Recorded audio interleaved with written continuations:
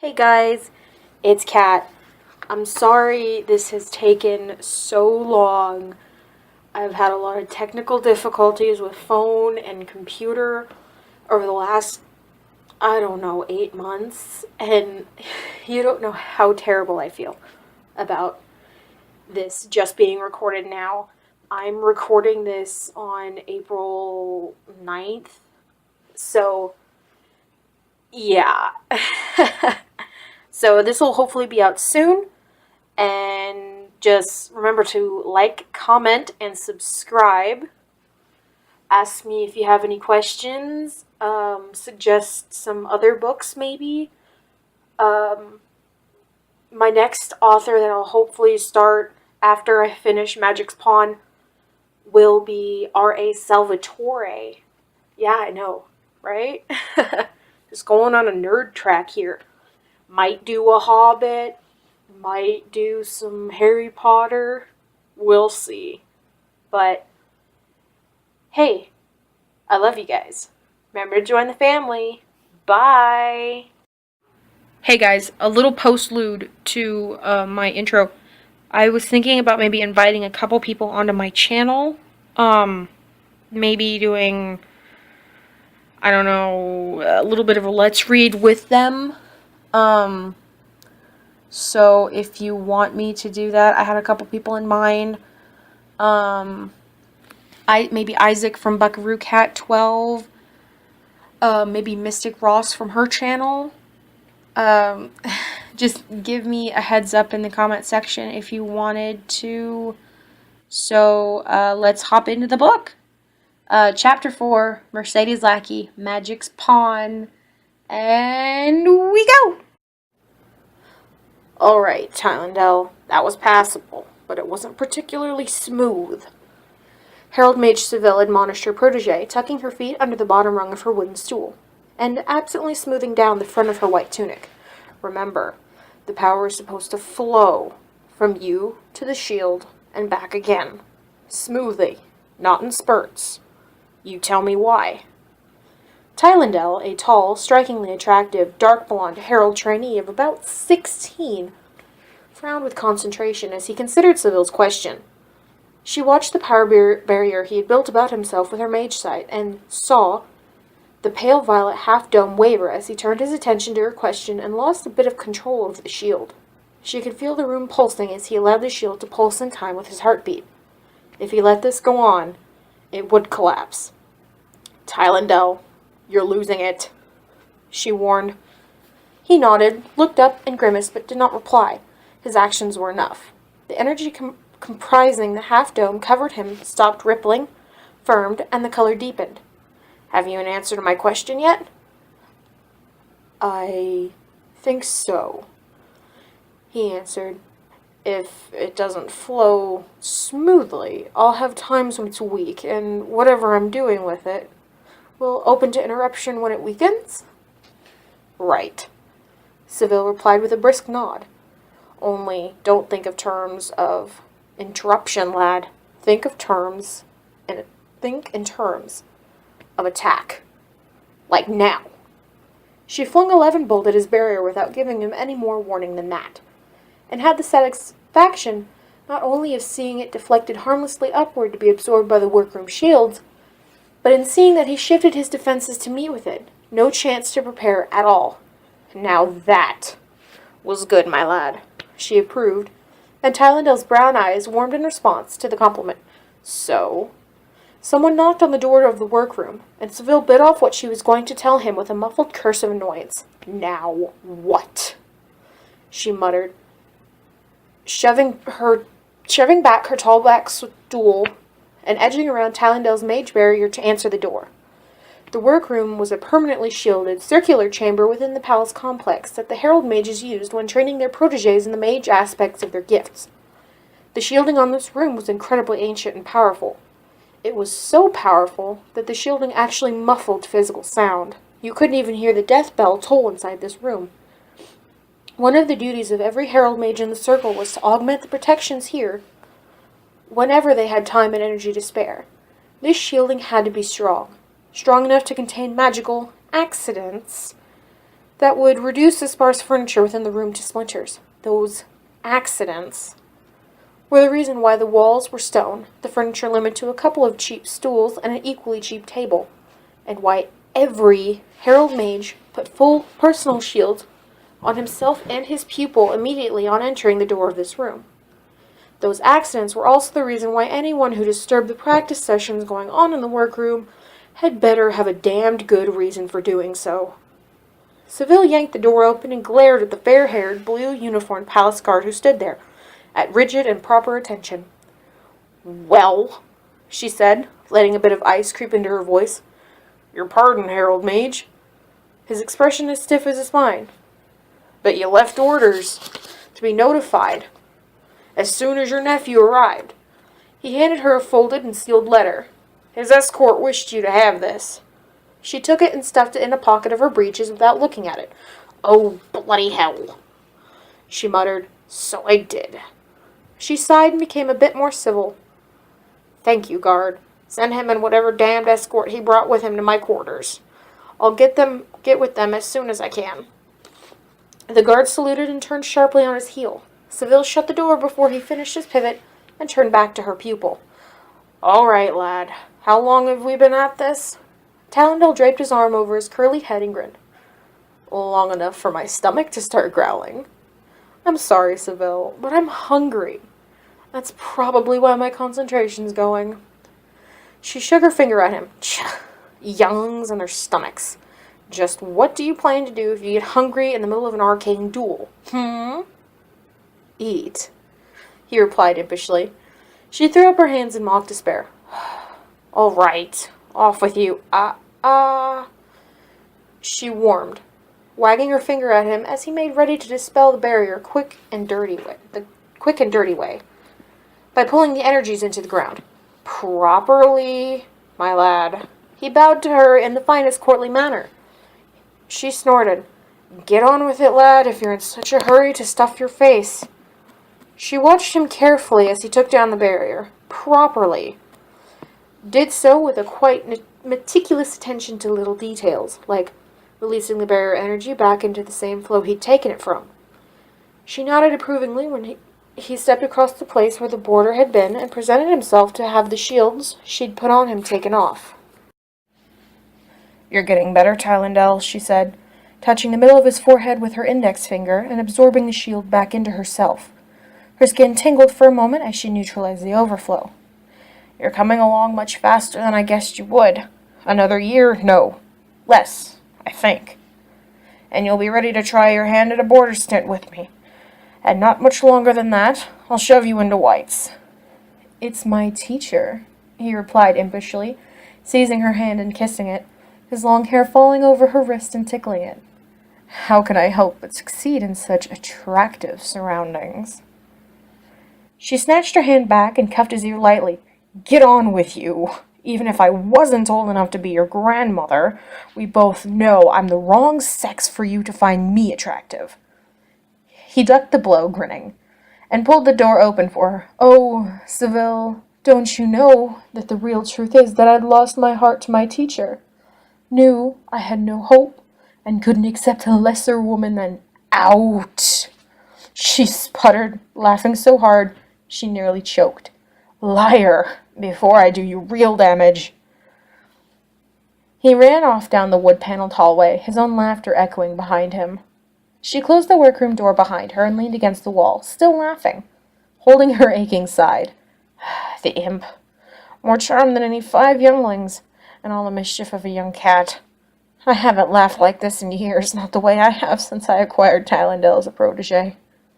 That boy is a treasure. If I can just wean him out of that stupid feud his family is involved in, he'll make a fine herald mage. If I don't kill him first. She gulped down several long breaths of air and composed herself.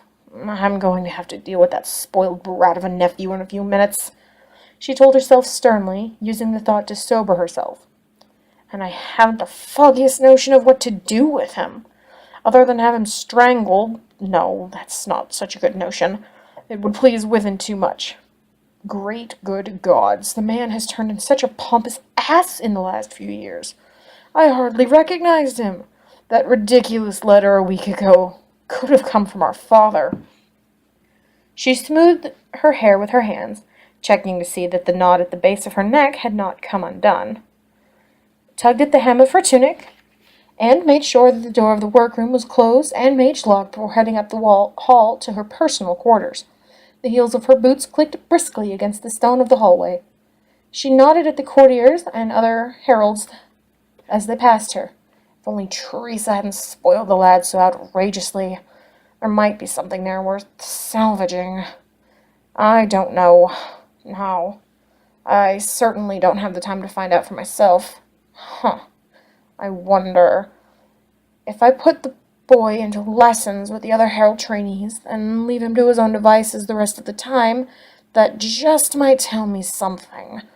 If he doesn't turn into gambling and hunting and wild parties, if he becomes too bored with the flitterheads in court. She pushed open one half of the double doors to the new herald's quarters and strolled through. Her own suite was just at the far end and on the left side of the hall. Changes.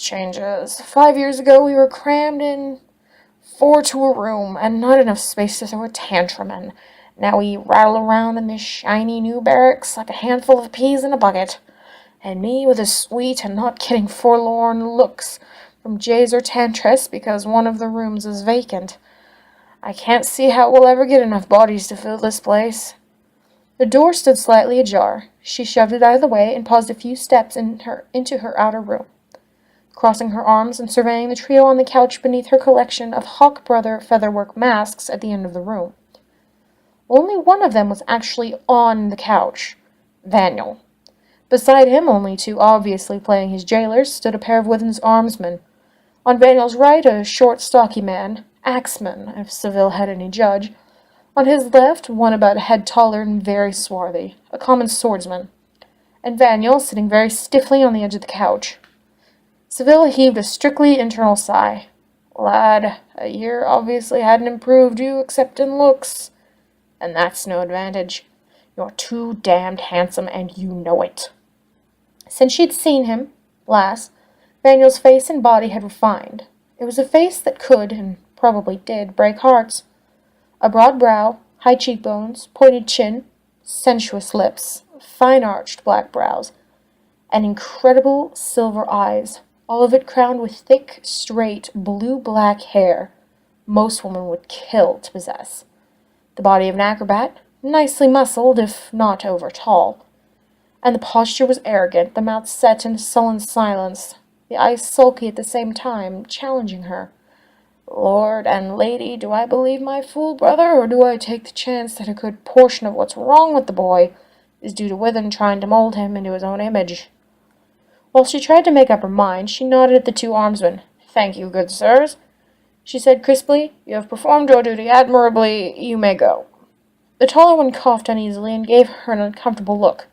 Well, she said, sensing something coming, something she wasn't going to like, something petty and small-minded. The boy's horse stays, of course. She interrupted, seeing the flash of hurt in Vanner's eyes before he masked it, and reacting to it without needing to think about which way she was going to jump. But, Harold, she's a valuable animal. The armsman protested, his mouth thinning unhappily. Lord Withen, my lord, surely you've beasts enough here. What do you think this is? Turning on him with unconcealed anger. Gods, if this was symptomatic of the boy's trip here, no wonder he was sullen. Take the boy's horse, will you, you bloody little... She took control of herself and gave them irrefutable reasons to take back to their master. They were, after all, only following orders. You think we run a damned breeding farm here? We haven't horses to spare. The boy will be taking equitation lessons, of course, and he's hardly going to be able to run over the jumping course on foot. But, the armsman sputtered, not prepared to give up. Surely the companions bear their chosen and no other. She took a deep breath and forced her temper to cool. The man was making her more and more annoyed with his obstinacy. He was making her quite thoroughly enraged, and if this was a measure of what Vaniel had been subject to over the past few years, well, perhaps the boy wasn't entirely to blame for his current behavior. I said, she told the men, glaring, "You may go." "But I have certain orders, certain things I have to tell you.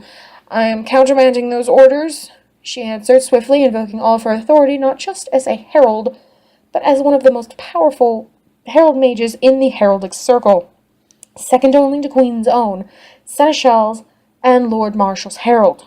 "This is my place and my jurisdiction, and you may tell my brother Withen that I will make up my own mind what is to be done with the boy.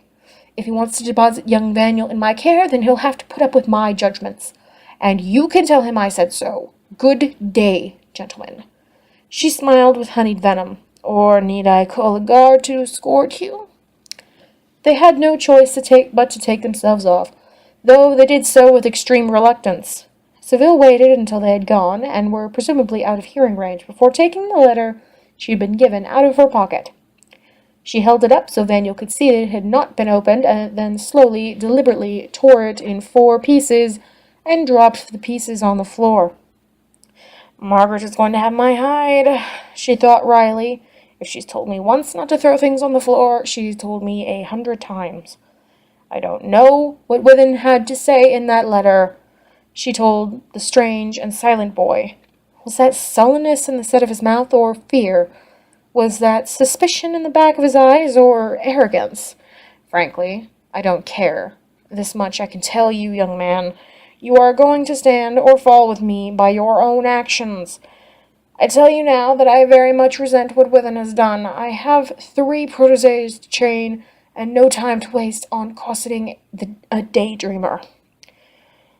Might as well let him know the truth about how I feel, right out and right now. He'll find out from the gossip sooner or later. I can't afford to have him pulling something stupid in the hopes I'll pull him out of it, and give him some attention. I have no intention of trying to make you into something you aren't, but I also have no intention of allowing you to make a fool out of me or inconvenience me." There was a whisper of sound at the door. Without turning around, Seville knew from the brush of embarrassed mind-speech behind her that Tylendel and her other 2 protégés, Mardic and Donnie, had come in behind her, not expecting to find anyone except Seville here. They had stopped in the doorway, startled at finding their mentor dressing down a strange boy, and more than a bit embarrassed to have walked in on such a touchy moment. And, of course, now it would be even more embarrassing for them to walk back out and try to pretend it hadn't happened. You'll be taking lessons with some of the herald trainees and with some of the courtiers, as soon as I get a chance to make the arrangements," Seville continued serenely, gesturing slightly with her right hand for her 3 children to come up beside her. "Now, Vaniel, this is Donnie, this is Mardic, and this is Tylendel. As herald trainees, they outrank you. Let's get that straight right now." "Yes, Aunt," Vaniel said without changing his expression a hair. "Now, what that actually means is not one damned thing, except I expect you to be polite." "Yes, Aunt." "My servant Margaret tends to us breakfast and lunch are cold and left over on that table over there. Supper will be at the court for you once I get you introduced. If you miss it, you can take your chances with us. Lessons, For now, Donnie, I want you to take him with you in the morning and turn him over to Kayla." Withen was rather insistent on getting weapons work, and for once I agree with him. "Yes, Seville," the short, tassel-held trainee said calmly. Seville blessed the girl's soothing presence, and also blessed the fact that she was life-bound to Mardic. Nothing shook a life bond except the death of one of the pair. Vaniel's handsome face wasn't going to turn her head. She rather dreaded the effect of that face on the rest of the younglings at the court, though. "Mardic." The imperturbable farmer's son nodded his round head without speaking. "Take him to Bardic Collegium in the afternoon for me, and get them to put him into history, literature, and—" She wrinkled her brow in thought as her 3 protégés arranged themselves around her. What about religions?" Tylendel suggested. He raised one dark gold eyebrow, and mind-spoke his teacher in private mode, his lips thinning a little.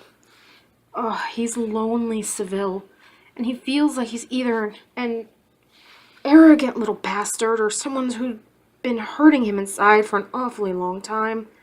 Frankly, I couldn't tell you which. Is he going to be as much trouble as I think? Don't know, lad. Seville mind spoke soberly. But don't get wrapped up with him, not until we know. And don't fall in love with him. I have no idea where his preferences lie, but even Withen didn't hint. He was sheer churn. I don't want to have to patch your broken heart up. Again. Not a chance, teacher. Talendale mind grinned. I've learned better. Ha! I should hope. Oh, Lord of Light, I did give all of you the grabs at Dominic's old room, didn't I? I don't want to start this off with hurt feelings. Yes, you did. And none of us wanted to move. Talendale mind chuckled. The garden door may be nice, but it's drafty as a cave of winds. And if I had someone to keep me warm, I could get you a dog. She suggested and watched his lips twitch as he tried not to smile. Well, that's one worry out of the way. Then said aloud, all right, Vaniel, history, literature, and religions it is, and weapons work with Kayla in the morning. She teaches the young highborns, and she's very good. If I find out you've been avoiding her lessons, I'll take a strap to you. Vaniel flushed at that, but said nothing. Donny, Marduk, Talendale, give Vaniel a hand with his things. We'll put him in the garden chamber. I had Margaret get it ready for him this morning. As the three trainees scooped up a pack apiece, and Vaniel bent slowly to take the fourth, Seville added a last admonition. Vaniel, what you do with your free time is your own business, she said, perhaps a little bit more harshly than she intended. But if you get yourself into trouble, and there's plenty of it to get into around here, don't expect me to pull you out. I can't, and I won't. You're an imposition. It's your job to see that you become less of one. Vaniel thanked the trainees for their help as they dropped his packs to one side of the door, speaking in a voice that sounded dull and exhausted even in his own ears. The blonde one hesitated for a moment, just long enough to give him what looked like a genuine smile, before slipping out the door. But, despite that smile, Vaniel was mortally glad when they didn't linger. He closed the door behind them, and then leaned up against it with his eyes shut. The entire day had been confusing and wearying, an emotional obstacle course that he was just happy to have survived. The worst of it had been the past couple of hours, first being shuttled off to Seville's quarters with Eric and Garth, suddenly deciding it was to act like the jailers that they were, then the interminable wait, then the interview. Her words had hurt, he willed them not to. He willed himself not to care. Then he moved to the middle of his new room and looked around himself, and blinked in surprise. It was amazing. Warm and welcoming, paneled and furnished in golden oak, as well appointed as his mother's private chamber. Certainly nothing like his room back at Forest Reach. A huge bed stood against one wall, a bed almost wide enough for three, and covered with a thick, soft red comforter in the corner, a wardrobe, not a simple chest to hold his clothing. Beside it, a desk and a padded chair, Havens, an instrument rack on the wall next to the weapons rack. Next to the window, a second, more heavily padded chair, both chairs upholstered in red that matched the comforter. His own fireplace, a small table next to the bed, and a bookcase, but that wasn't the most amazing thing. His room had its own private entrance, something that was either a small glazed door or an enormous window that opened up on a garden. I don't believe this, he thought, staring stupidly through the glass at the sculptured bushes and the glint of setting sun on the river beyond. I just do not believe this. I expected to be in another prison instead. He tried the door/window. It was unlocked and swung open at a touch. Instead, I'm given total freedom. I do not believe this. His knees went weak, and he had to sit down on the edge of the bed before he collapsed. The breeze had been allowed to enter When he opened up the window, it made the light material used as curtains flap lazily. Gods, he thought dazedly. I don't know what to think. She saves Star, then she humiliates me in front of the trainees. She gives me this room, then she tells me I'm next thing to worthless, and she threatens to beat me herself. What am I to believe? He could hear the murmuring of voices beyond the other door. The one the tall blonde had closed after himself. They sound so comfortable out there. So easy with each other. He thought wistfully. They were terribly unalike, the three of them. The one called Donnie could have been Eric's twin sister. They looked to have been cast from the same mold, dark, curly-haired, phlegmatic. The shorter boy, Mardik, had the look of one of Withen's smallholders, earthy, square, and brown. But the third. Vaniel was experiencing a strange, unsteady feeling when he thought about the tall, graceful blonde called Tylendel. He didn't know why. Not even the minstrel Chauncey had evoked this depth of disturbance in him. There was a burst of laughter beyond the door. They sound so happy. He thought a bit sadly before his thoughts darkened. They're probably laughing at me. He clenched his teeth. Damn it, I don't care. I won't care. I don't need their approval. He closed his walls a little tighter about himself and began the mundane task of settling himself into his new home. He tried not to feel himself left on the outside, telling himself over and over again that nothing mattered. The slender girl Vaniel's aunt had called Donnie looked askance at all the padding and armor Vaniel picked off his armor stand and weapons rack. Are you really taking all that? She asked, hazel eyes rather wide with surprise. He nodded shortly. She shook her head in disbelief, her tight sable curls scarcely moving. I can't see why you want all of that stuff, but I guess it's your back. Come on. There'd been no one in the suite when Vaniel woke, but there had been cider, bread, butter, cheese, and fruit waiting on a sideboard in the central room. He had figured that was supposed to be breakfast, seeing that someone, or several someones, more like, had already made hearty inroads on the food.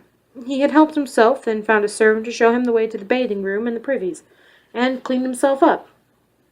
He pulled on some of his oldest and shabbiest clothing in anticipation of getting them well grimed at the coming weaponry lesson. He was back in his own room, in a very somber mood, sitting on the floor while putting some new leather lacings on his practice armor, when Donnie came hunting him. He gathered up his things and followed one step behind her out through his garden door and into the sunlit, fragrant garden, trying not to let any apprehension seep into his cool shell. She took him on a surreptitious path that led from his own garden door, past several ornamental grottos and fish ponds, down into a gravelled pathway that followed the course of the river.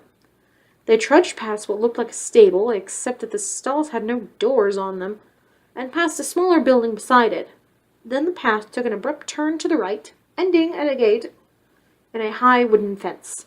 By now, Vaniel's arms were getting more than a little tired. He was hot and sweating, and he hoped that this was at least close to their goal. But no. The seemingly placid trainee flashed him with what might have been a sympathetic grin and opened the gate, motioning for Vaniel to go through. There, she said, pointing across what seemed to be an expanse of carefully manicured lawn as wide as the legendary Dorsha Plains. At the other end of the lawn was a plain, rawly new wooden building with high clerestory windows. That's the Sal, she told him. That's where we're going. They just built it last year so that we could practice year-round. She giggled. I think they got tired of trainees having bouts in the hallways when it rained or snowed.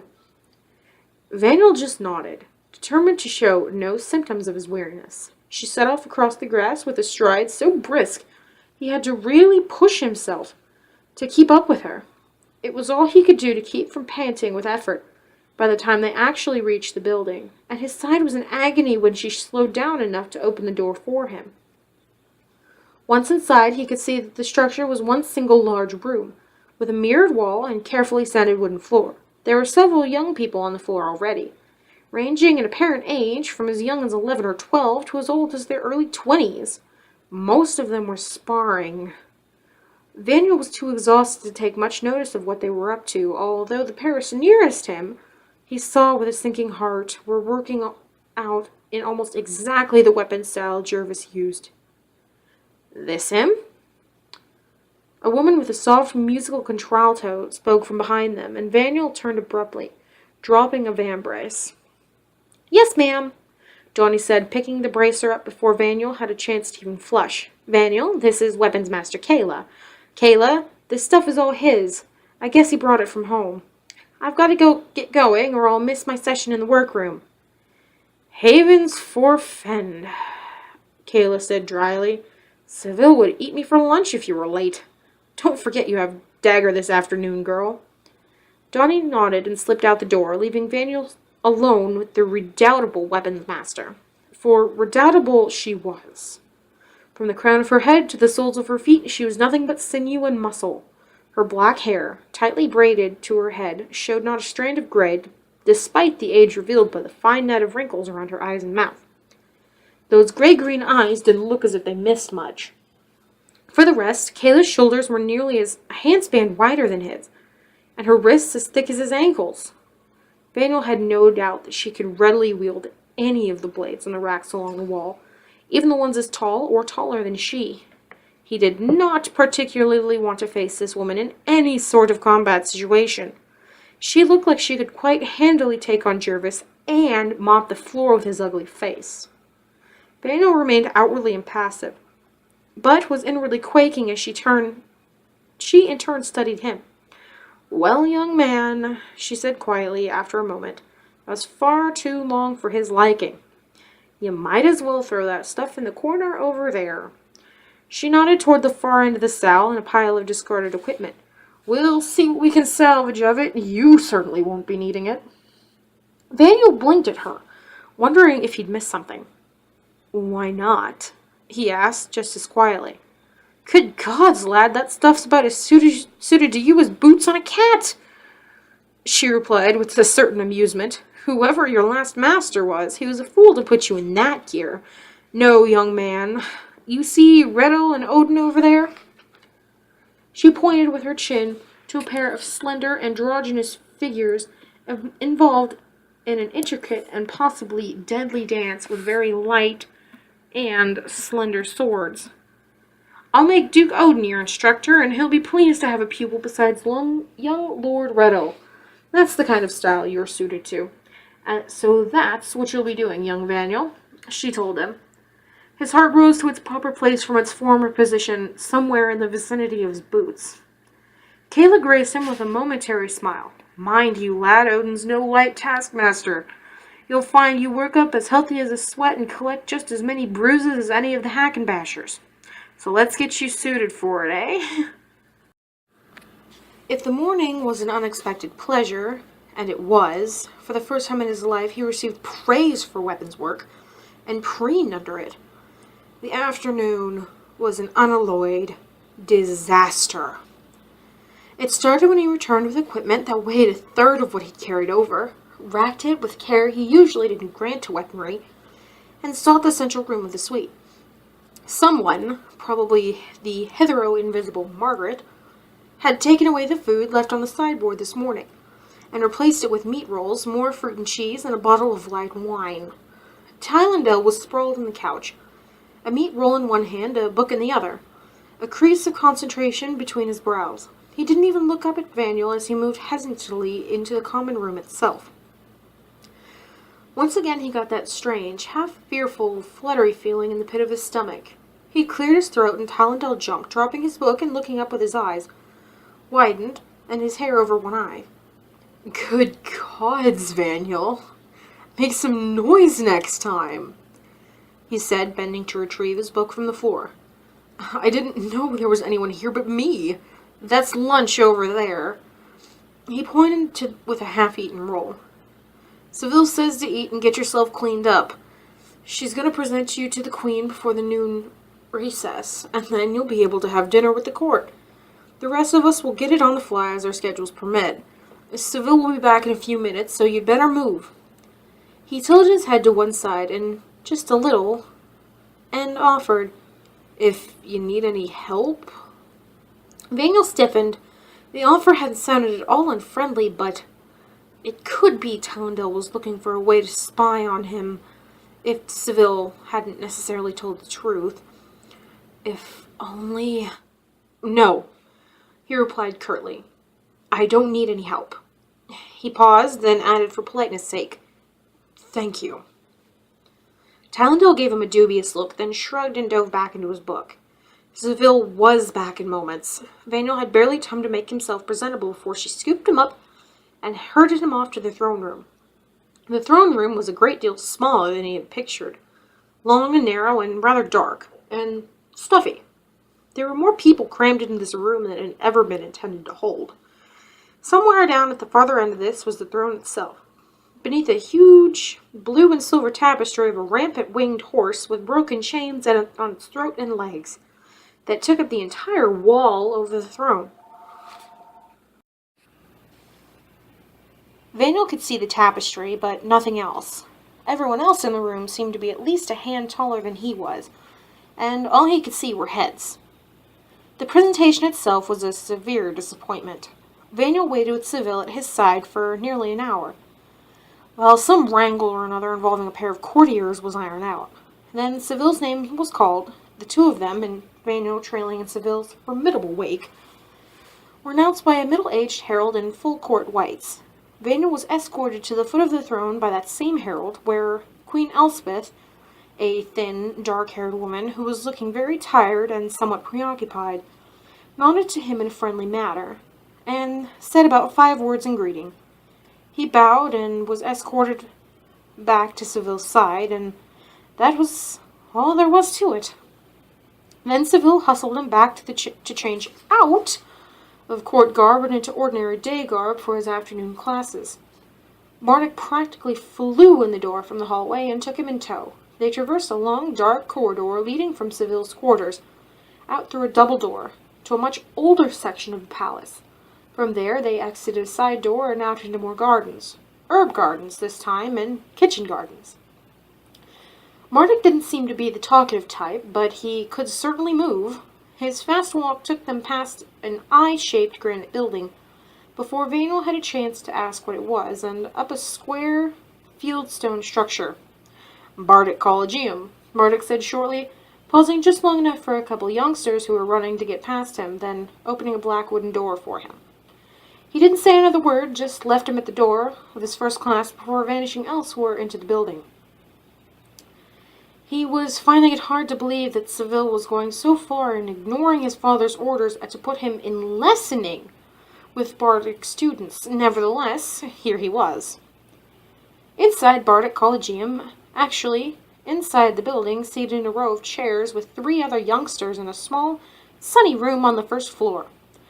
More than that, pacing back and forth as he lectured or questioned them was a real, live bard in full scarlets. A tall, powerful man who was probably as much at home wielding a broadsword as a lute. At home, Vaniel had always been a full step ahead of his brothers and cousins when it came to scholastics, so he began that hour with a feeling of boredom. History was the proverbial open book to him, or so he had always thought. He began the session with a rather smug feeling that he was going to bedazzle his new classmates. The other 3 boys looked at him curiously when he came in and sat down with them, but they didn't say anything. One was mouse blonde, one chestnut, and one dark. All 3 were dressed nearly the same as Vaniel, in ordinary day clothing of white raiment shirt and tunic and breeches of soft brown or gray fabric. He couldn't tell if they were heraldic trainees or bardic. They wore no uniforms the way their elders did, not that it mattered, really, except that he would have liked to impress them with his scholarship if they were bardic students.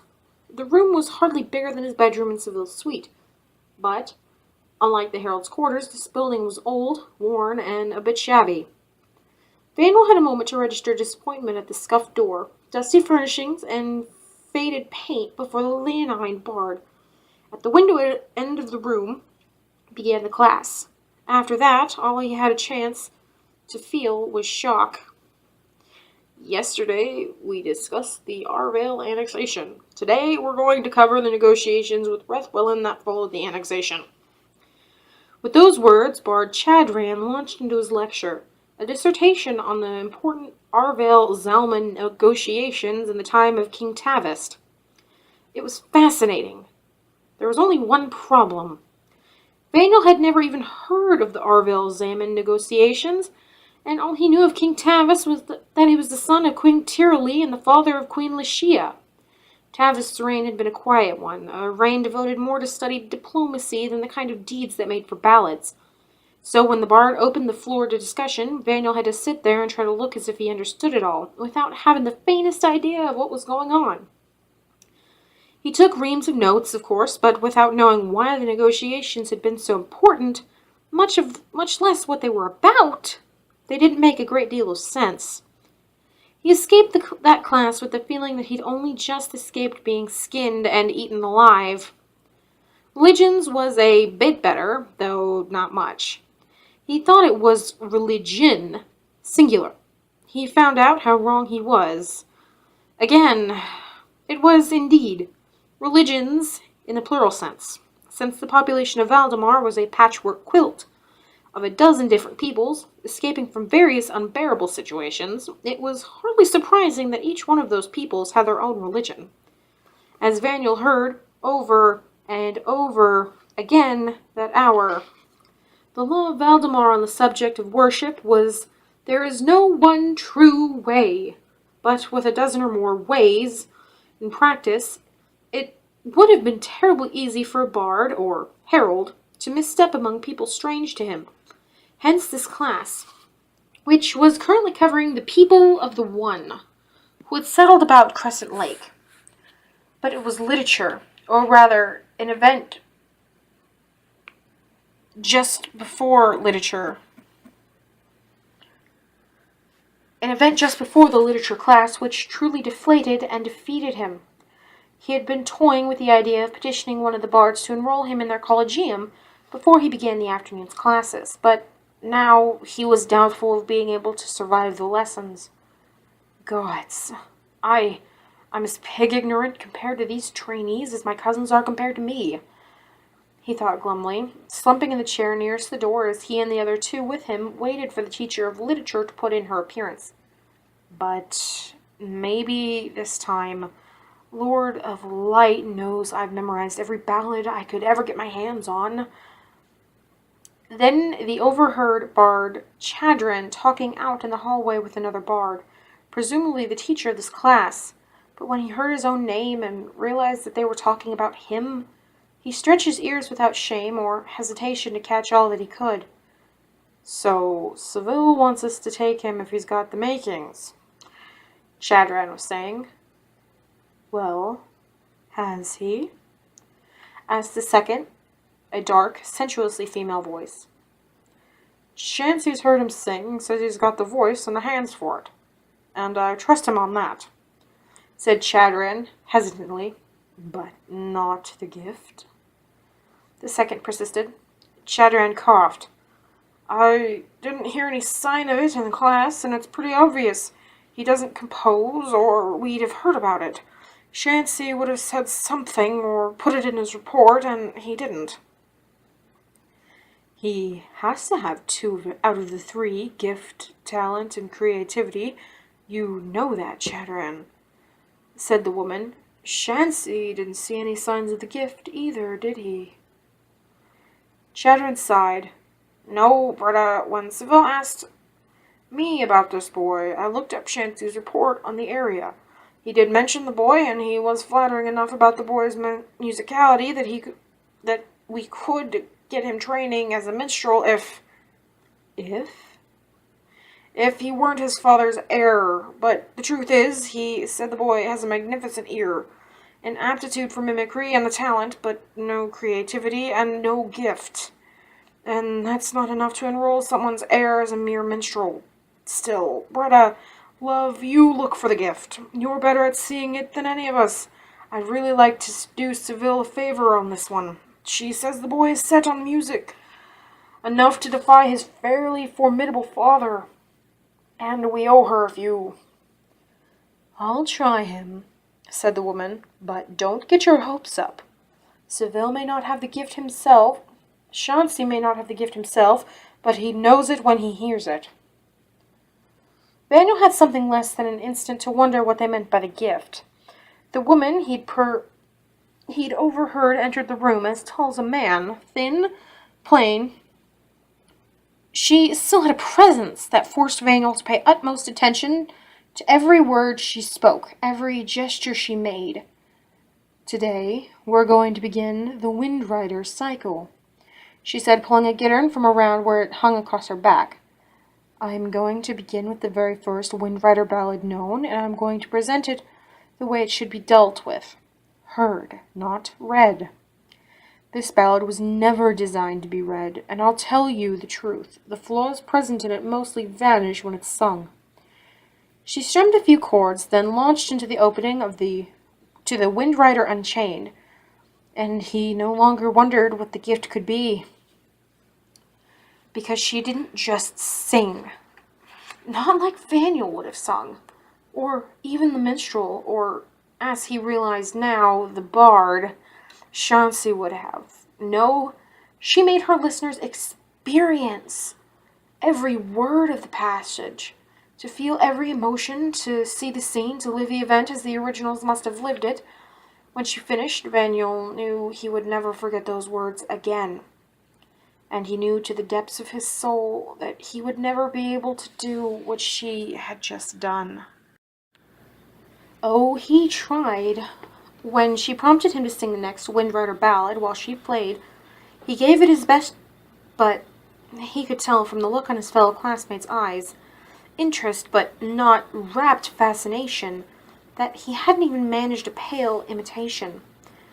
As he sat down and she gestured to the next to take a ballad, he saw the pity in her eyes and the slight shake of her head, and knew that when she knew he'd overheard the conversation in the hallway.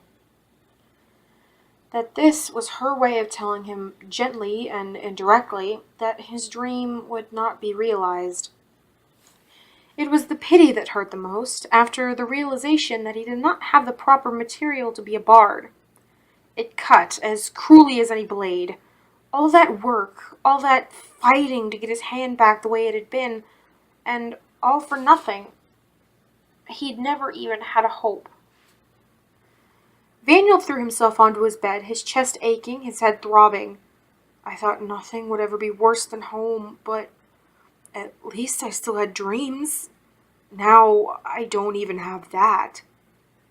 The capper on the miserable day was his aunt, his competent, clever, selfless, damn her to the 9 hells aunt.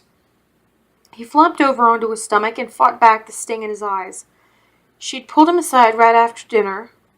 I asked the bards to see if they could take you, she said. I'm sorry, Vaniel, but they told me you're a very talented musician, but that's all you'll ever be. That's not enough to get you into the bardic when you're the heir to a holding. But, he started to say, then clamped his mouth shut. She gave him a sharp look. I know how you probably feel, Vaniel, but your duty as Withen's heir is going to have to come first, so you'd better resign yourself to the situation instead of fighting it. She watched him broodingly as he struggled to maintain his veneer of calm. The gods know, she said finally. I stood in your shoes once. I wanted the holding, but I wasn't firstborn son, and as things turned out, I'm glad I didn't get the holding. If you make the best of your situation, they may find one day that you wouldn't have had a better life if you'd chosen it yourself. How could she know? He fumed. I hate her. So help me, I hate her. Everything she does is so damned perfect.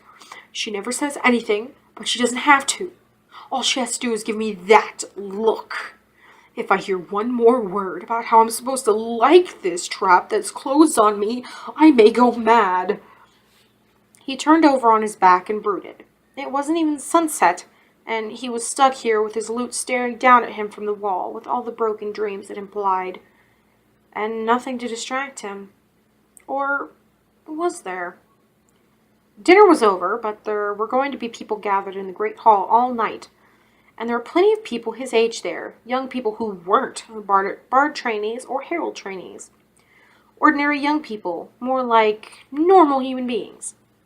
He forgot all his apprehensions about being thought a country bumpkin. All he could think of now was how he had all the admiration of his wit and looks used to draw at the infrequent celebrations that brought the offspring of several keeps and holdings together. He needed a dose of that admiration, and needed its sweetness as an antidote to the bitterness of failure. He flung himself off the bed and rummaged in his wardrobe for an appropriate impressive outfit. He settled on a smoky gray velvet as suiting his mood and his flair for the dramatic. He planned his entrance to the great hall with care, waiting until one of those moments that occur at any gathering of people where everyone seems to choose the same moment to stop talking. When that moment came, he seized it, and pacing gratefully into the silence as if it had been created expressly to display him. It worked to perfection. Within moments, he had a little circle of courtiers on his own flocking about him, eager to impress the newcomer with their friendliness. He basked in their attentions for nearly an hour before it began to pall. A lanky youngster named Lears was waxing eloquent on the subject of his elder brother dealing with a set of brigands. Vaniel stifled a yawn. This was sounding exactly like similar evenings at Forest Reach. So he charged straight at them, which was a damned fool thing to do, if you ask me. Vaniel said, his brows creasing. But it takes a brave man, the young man protested weakly. I repeat, it was a damn fool thing to do. Vaniel persisted, totally outnumbered. No notion of the party behind him was coming in time. Great good gods. The right thing to do would have been to turn tail and run. If he'd done it convincingly, he could have led them straight into the arms of his own troops. Charging off like that could have gotten him killed. It worked. Lear sulked. Oh, it worked all right. Because nobody in his right mind would have done what he did.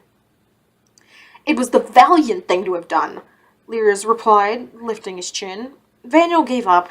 He didn't dare alienate these younglings. They were all he had. You're right, Lears, he said, hating the lie. It was a valiant thing to have done.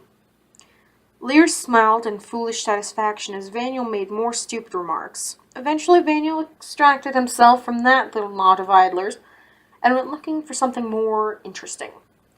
The fools were as bad as his brother, and he would never get it through their heads that there was nothing romantic about getting themselves hacked to bits in the name of Valdemar or a lady.